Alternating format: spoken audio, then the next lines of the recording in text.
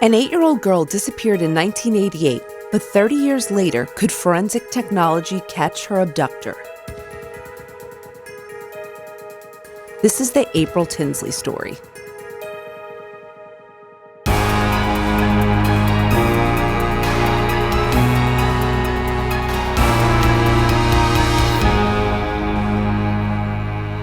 Hi, Amy.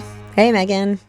Hi. So today's case involves the abduction and violence against a child. I just want to say, while these aren't my favorite cases to cover, and I do tend to shy away from them now, I read something about this one and I remembered it so well. It was one of those cases that stuck with me, but I had never known about the update. And when I saw it, I became invested in the case again. And it's one of those cases as well, Amy, where some of these horrible crimes that happen, families are left without answers and there's no ability to move on because there's never ability to move on without answers. Or, it's harder to move on. But in a few rare cases, the families, even if they have to wait 30 years, might just find out what happened and who's responsible. And technology now, as we've said before, means that all cases are truly solvable. So I think that in this case, even though there's a tragedy, there was also some answers, and I was glad to see that part of this one. Okay, so before we get to the answers in this case, let's meet April and her family. Born on March 18th, 1980, April was the oldest child of Janet and Mike Tinsley. She and her younger brother Paul lived with their parents in Fort Wayne, Indiana, and they spent their days at the local Fairfield Elementary School where April had two very good friends. The Tinsleys were also members of the Faith United Methodist Church, where April sang in the children's choir every Sunday. At the time of the events we're discussing, April was in second grade and on a holiday from school for Good Friday. It was rainy and overcast as April spent the early afternoon playing at one of her friends' houses on Hogan Avenue. After a few hours of play, they decided to walk down the street to a third friend's house. They did this many times. It was quite normal for them to go from house to house in their neighborhood. But halfway there, April realized she'd left her umbrella by her friend's door. Her mom had told her that it was supposed to rain later in that day, so April ran back to her friend's house to retrieve the umbrella. But she never arrived to pick it up. And when her 3:30 curfew came and went, her mother became very worried. She went to April's friends' houses, but she wasn't at either.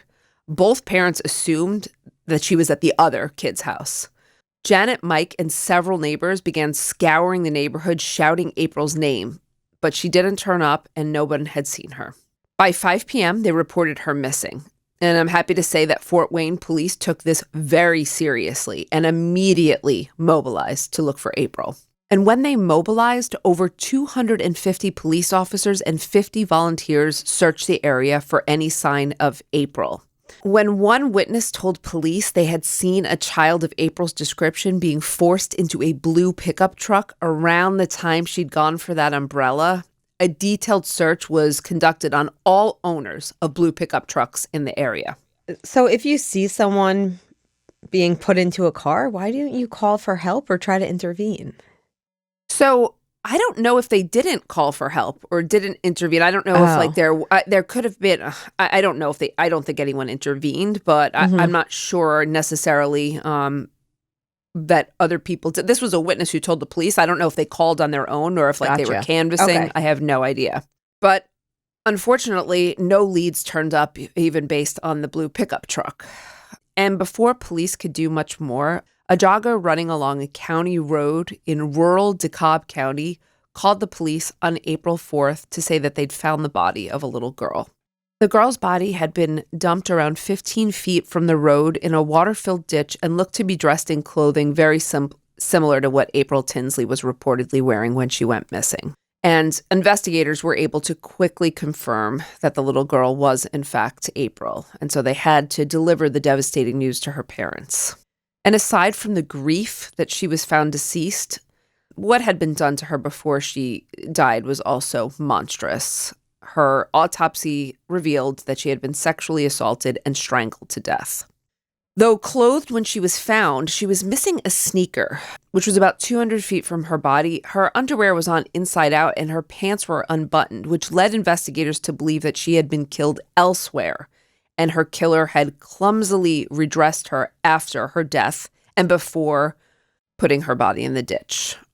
But who had abducted her was completely unknown at this point. The case went cold for 2 years, even though law enforcement interviewed hundreds of people who owned blue pickup trucks, because this was really their only lead.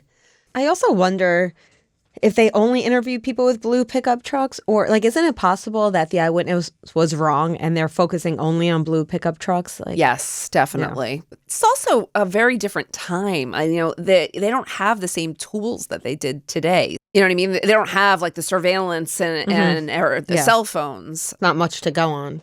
No, but there would be, because in May of 1990, a strange message turned up on the side of a barn about 20 miles away from April's home.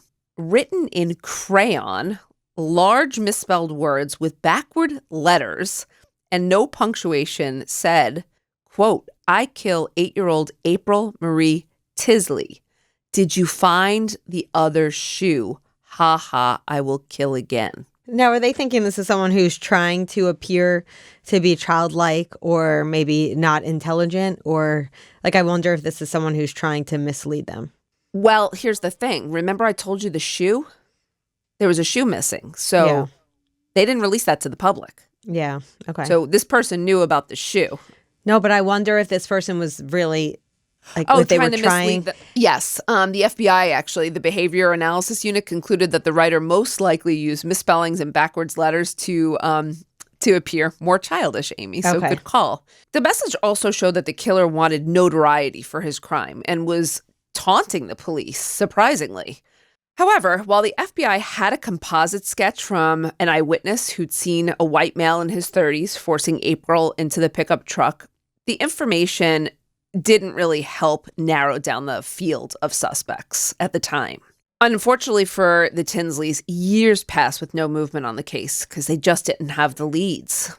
But this didn't mean the police were just sitting on it, just so you know, because they reportedly got over 5 tips a week for the first 3 years after her murder. It's just that none of these leads got them anywhere. And it really upset the investigators working her case just as much as her family. Lead detective Dan Camp followed up on every lead for 5 years, but he just kept hitting dead end after dead end. To keep himself motivated, he did what I've heard other detectives do. He kept a photo of April on his desk and make sure that he wasn't going to forget her. He often took her files home with him, going over information multiple times a week to see if anything he'd missed would put him in a new direction. So this wasn't for lack of trying. In fact, he became pretty obsessed with the case, but these constant roadblocks and failures, he said, took a toll on his mental health, and he really began suffering from the strain. So in 1995, he relinquished the case to a new detective, knowing that, this wasn't good for him and maybe that they needed fresh eyes on this, which happens with cold cases sometimes. And this would continue happening over a 20-year period, with many investigators hoping to find the one clue that would blow the case open. But it never happened. They didn't have any movement at all. No. Wow. They really didn't. And if the police investigating her case were this distraught, the unsolved case, it really destroyed April's family, which this really does unfortunately happen to parents of missing or murdered children. Janet and Mike faced backlash and blame from their community for letting April play outside without adult supervision. Everyone did that in the 80s. I mean, I'm not saying people don't do it today, but it was much more common. So when they were talking about going back and forth from your friend's house, that's what I did. That was my childhood as well. That's on my block. We ran back and forth. And not only childhood, it was starting at 6 years old, I feel like. I was that young doing the same thing. It was very commonplace. But and it feels extra worse of blaming the parents in this situation. Her younger brother, Paul, also exhibited signs of emotional disturbance and had a very hard time after his sister's murder, which is not surprising. The press coverage and constant media attention also made it hard for the family to do basic tasks like grocery shopping. So they moved to Tennessee in 1990 to escape this publicity that they couldn't seem to escape in their own hometown. But once out of the public eye, the blaming turned inward, and Janet and Mike argued constantly over what they could have done to prevent her murder, unfortunately. Mm-hmm. Without a killer to pin it on and without a police interrogation to find out exactly what had happened, the strain just became unbearable, and unfortunately, the couple divorced. As a new decade dawned and April's case remained unsolved, her family lost all hope that there was going to be any justice for their daughter. But in 2004, the killer would resurface, and this time, he would leave viable evidence. Over Memorial Day weekend of 2004, a bunch of kids were playing in their front yards in a small town in Indiana. The Fort Wayne suburb was a huge family neighborhood, but 4 little girls who'd left their bicycles unattended on their front lawns came out to find little plastic baggies in their bike baskets. So get this, inside each bag was a note written in pencil on yellow-lined paper, along with a condom full of semen and a pornographic Polaroid of male genitalia. What? Yes, yes, exactly. The 4 girls were all around 8 years old and had blonde hair and blue eyes, by the way, which I bring up because this was very similar to April Tinsley. While each note was unique, they were all variations on a predatory theme, okay? So written in big, blocky letters with misspellings and no punctuation, if you recall. One said, quote, "Hi, honey, I've been watching you. I am the same person that kidnapped and rape and kill April Tinsley. You are my next victim if you don't report this to police. And I don't see this in the paper or tomorrow on the local news, I will blow up your house." So he's asking this person to hand it in to authorities? Yes. Okay. Another note also said the writer was April's killer and then went on to describe how the killer would perform a series of, let's just say, vile acts on the little girl. These notes were disgusting. I mean, this not just the notes, the content of which I just told you. It's horrific, and I've almost never heard of this in any case, anything like this. Even 14 years later, everyone knew what had happened to April Tinsley. So when her name was found in all 4 of the notes, parents all over the Fort Wayne area feared that the killer was out hunting for a new victim, and that's what I would have assumed as well. I mean, it sounds like there's a lot of, assuming it was actually semen in these condoms, sounds like lots of DNA evidence. So now, okay, right. And 2004, this isn't a smart move by an offender. No, it's not a smart move by an offender, but not all offenders are smart, as we would say. Yeah. So these parents were concerned, and I would understandably be so, and they might not have been wrong. But as you pointed out, 2004 was a very different time than 1988. The parents took this seriously, and they were keeping their kids under intense supervision in the area. No children were reported abducted after these notes, despite the writer's claims that he was going to abduct another child. But even with the threats and the notes, they finally provided a lead that detectives have been waiting on for almost 2 decades. They felt very confident that this came from April's killer.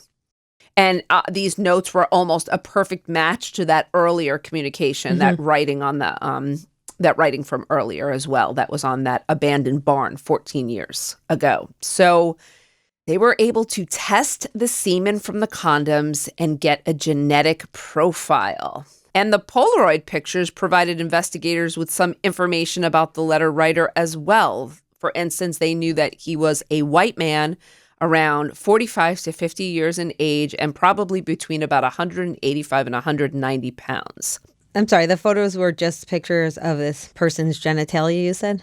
Yes, it was genitalia, but you could see other body parts, and the photos also showed a distinct paisley bedspread in the background. Interesting. So I was just wondering how I was just belonged. wondering how they were able to narrow down the age to such a small range. I'm not exactly sure how they narrowed the age. Who knows? Okay. I mean, was it like a skin analysis? Yeah, that's what I'm saying. I never heard of that. But either way, there's a lot of information clearly just to give, race and... They have a ton of information now. They have handwriting samples. They have DNA. They have Polaroid. They even have a bedspread that belongs to this offender. And also the handwritten notes, they have prints. So the semen was sent out immediately for DNA testing, and the handwritten notes were dusted for prints. Unfortunately, the prints didn't show up in the database. However, the semen provided a DNA profile that matched the DNA found on April 14 years earlier. So this was it. They had the killer's DNA. But I'm assuming it didn't match anything else that provided who he was. So that's the downside. There was no hit in CODIS to get the killer's name.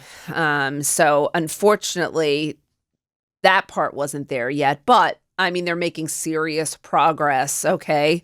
And genetic genealogy didn't exist yet, right? No, if it didn't exist, it definitely wasn't in use. I don't think it existed in 2006. I don't think so either.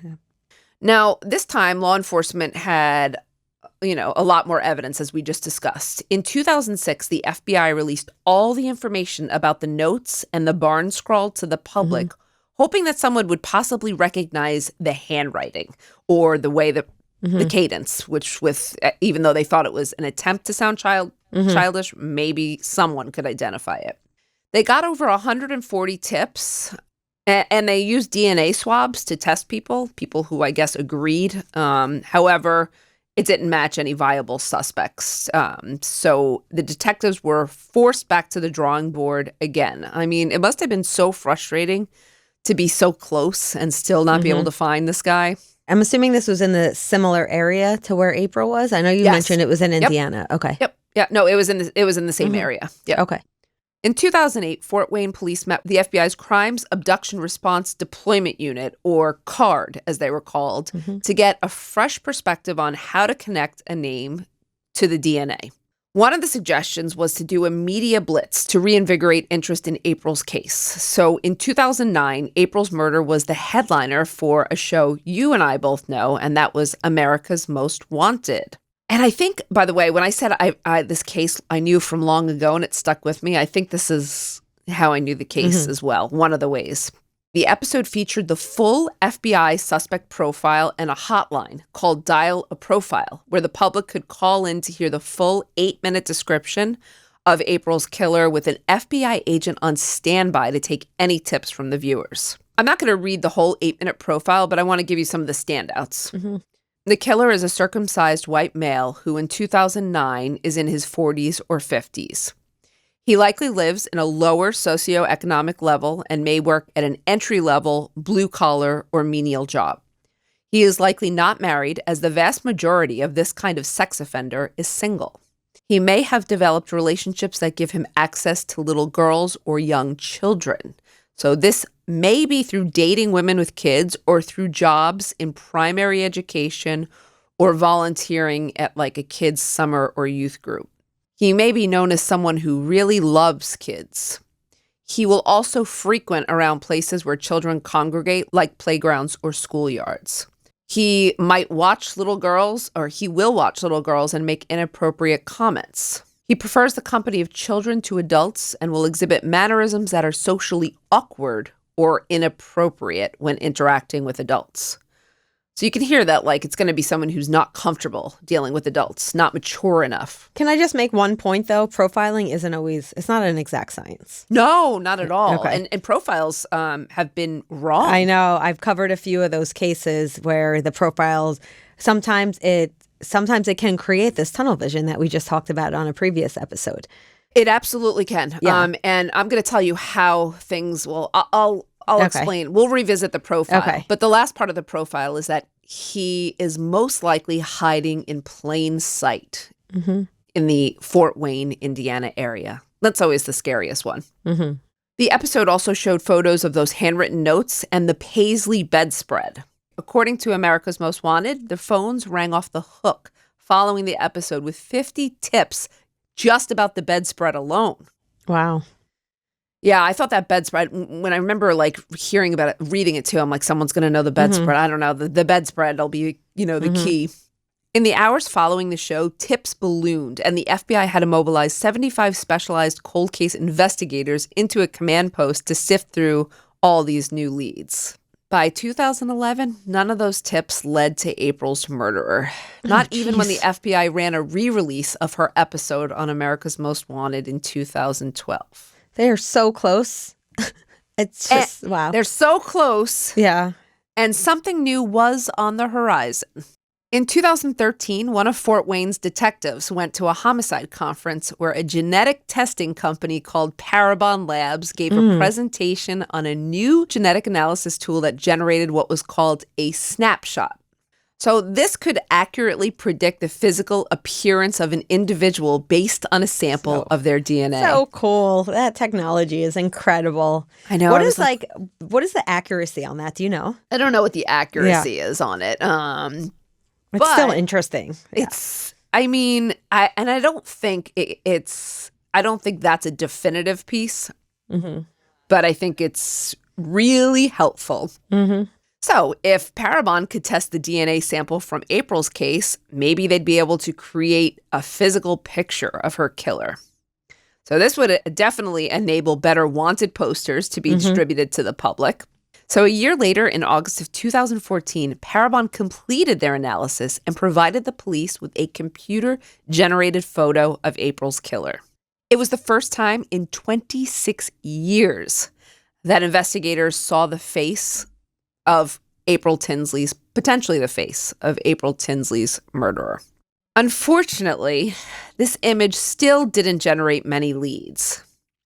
The technology had failed, so it seemed, until May of 2018, when Parabon Labs contacted Fort Wayne detectives about another new technology. What's this one in 2018? You Genetic genealogy? That's right. Oh. This is genetic genealogy. Oh, okay. Okay, so 2018.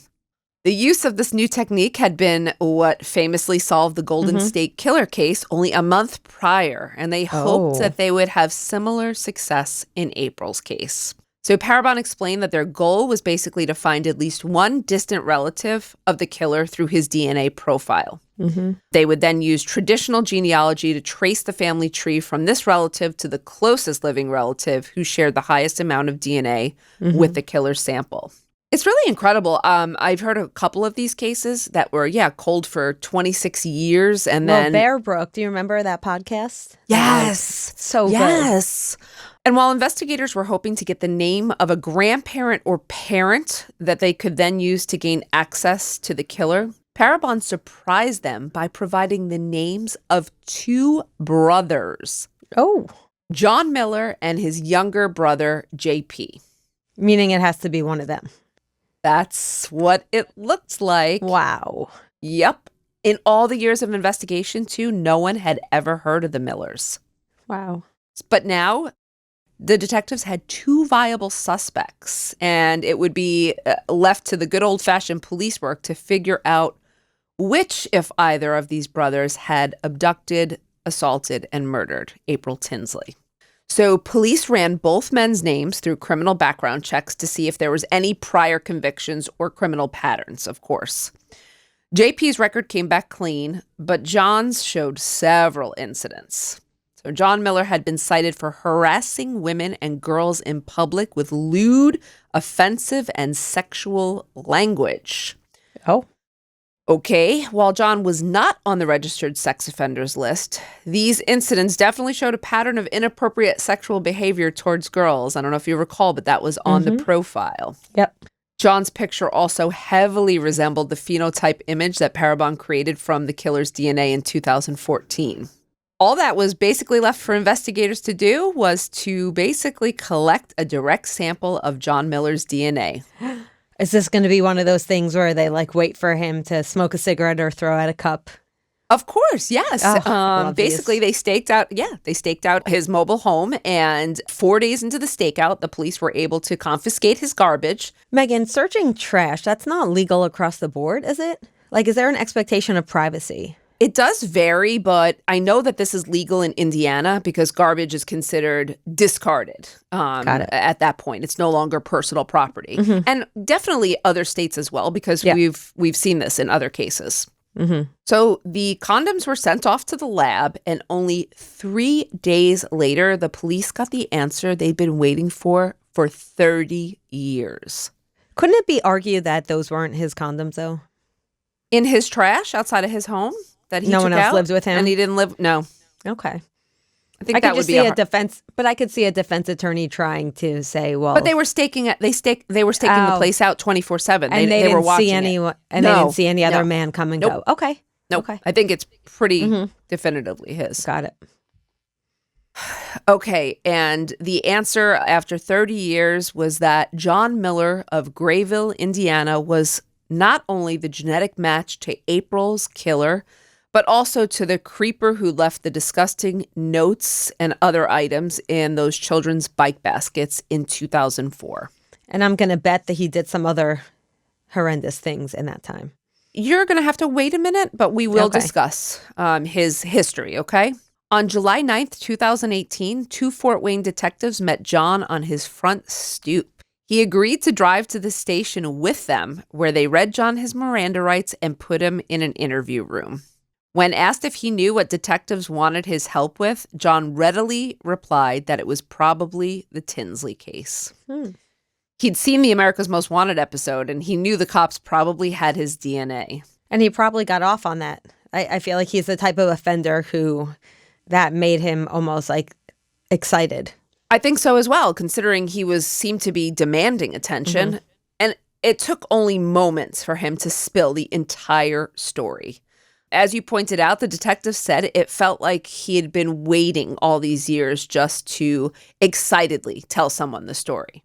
And what exactly did he say? He said that on Good Friday of 1988, he'd been looking for a suitable target. And when he saw April walking alone on Hogan Avenue, he jumped at the opportunity. Crime of opportunity. Textbook, right? A textbook example of a crime of opportunity. Well, he said that he'd been searching for several days, driving aimlessly around in his blue Mercury Lynx to several Fort Wayne neighborhoods looking for an unattended child.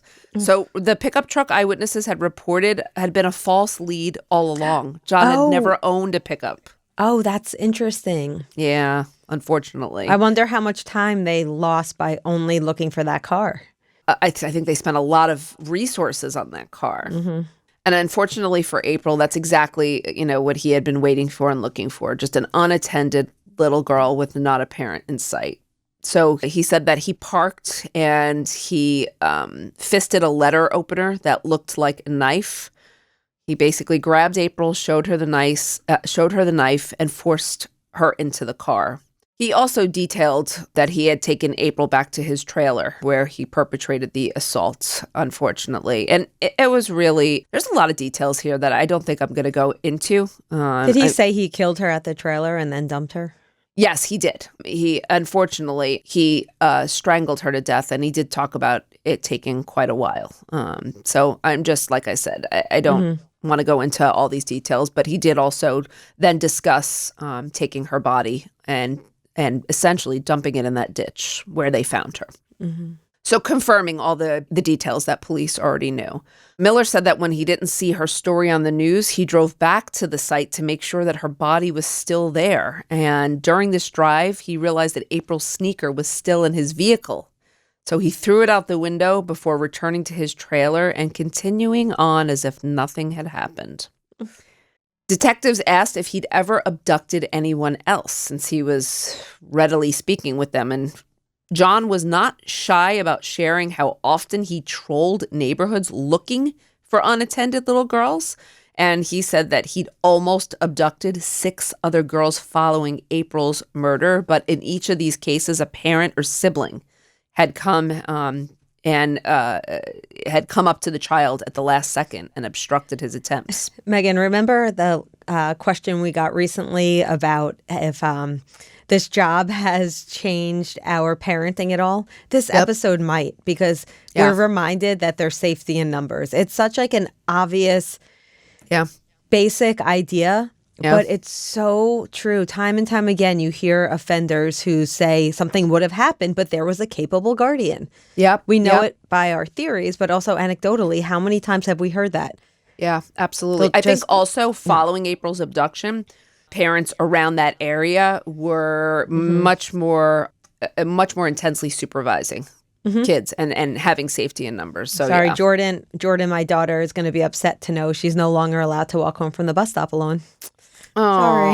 Yeah, but I don't care. I'd rather be safe than sorry. Let her be mad at me. Yeah. Hmm.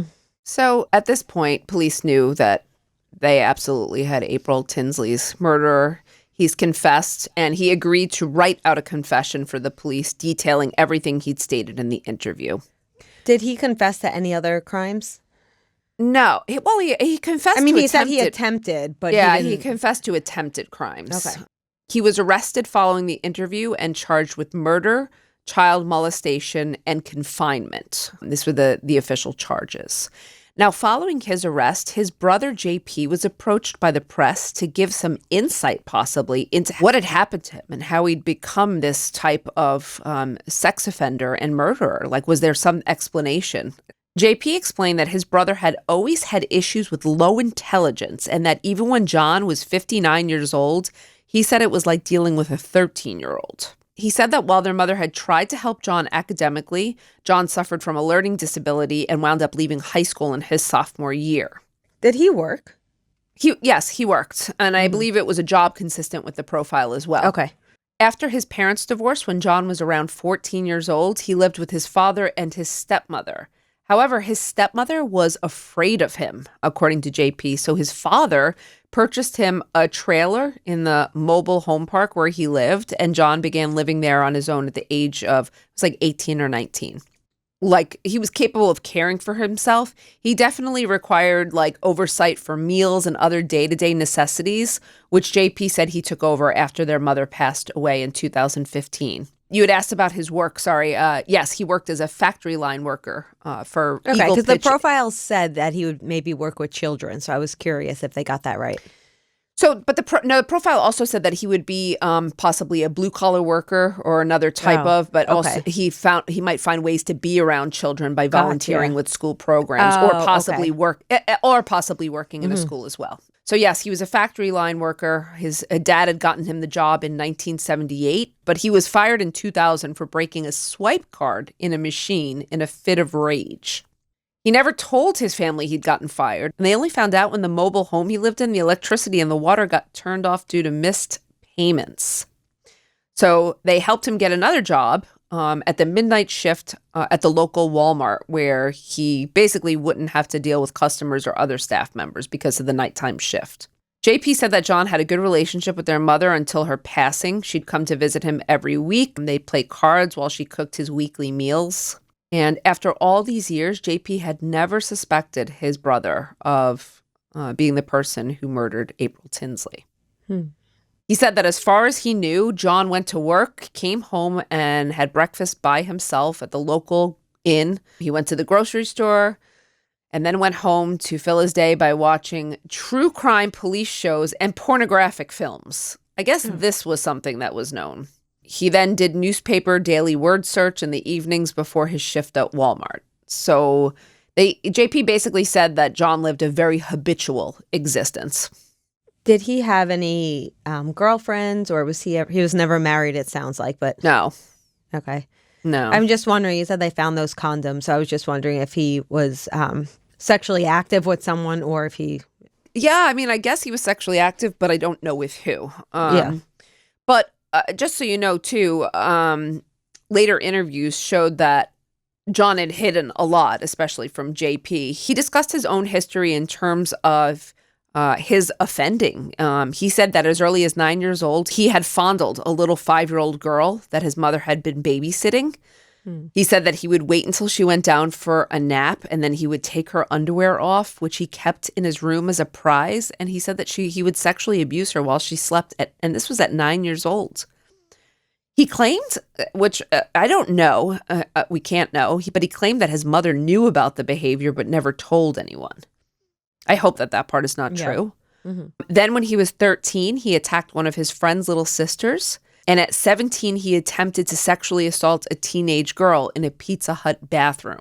He was caught running away after the girl fought off, and he was actually sent to a correctional home at that time. However, there, he claimed that he engaged in and enjoyed many voluntary sexual acts with other boys. He was released in his early 20s, and before getting that job at the factory, he worked at his father's car dealership, where he habitually pulled his pants down and shook his penis at school children when they passed by. And people knew about this? I don't know to what extent people knew about this or if like he did this undercover, Sounds like he was caught for some of the acts, but not Mm-hmm. all. In his late 20s, he often patronized male and female sex workers, as well as meeting up at local parks for random hookups. I assumed, actually, that the condoms were probably from a sex worker, Mm-hmm. but I wasn't sure. Mm-hmm.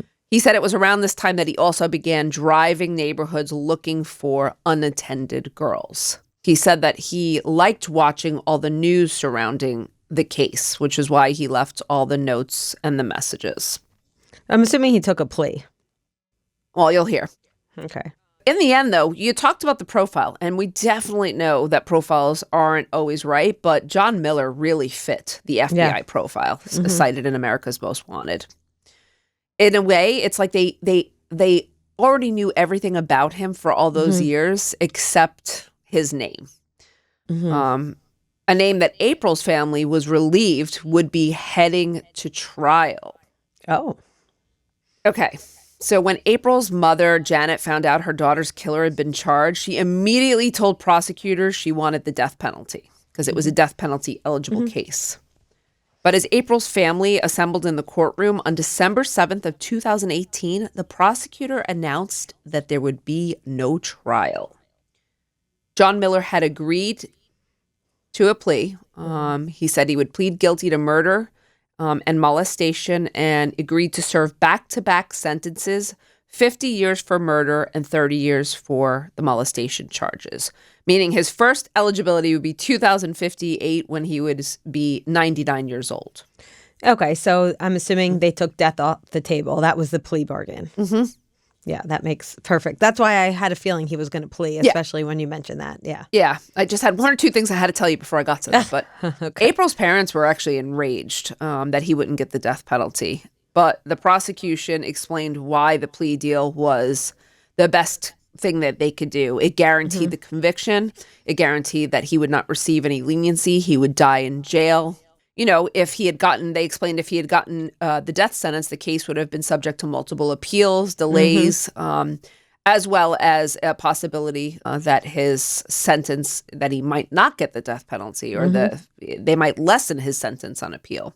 Though the Tinsleys remain angry about the sentence to this day, there's some relief in knowing that the man who stole their daughter is finally serving time for his crimes. And they did express immense gratitude to the investigators who never gave up on April's case. In 2015, Janet Tinsley created a memorial to her daughter called April's Garden. It's located in the Hoagland-Masterson neighborhood of Fort Wayne, and the memorial features a brick path lined by flower gardens and 2 stone benches. After John Miller's arrest in 2018, Janet hosted a memorial walk at April's Garden to celebrate the closing of this case. 2 days after Miller's arrest, the Fairfield Elementary School that April had attended planted a pink magnolia tree and installed a memorial bench as well in her memory.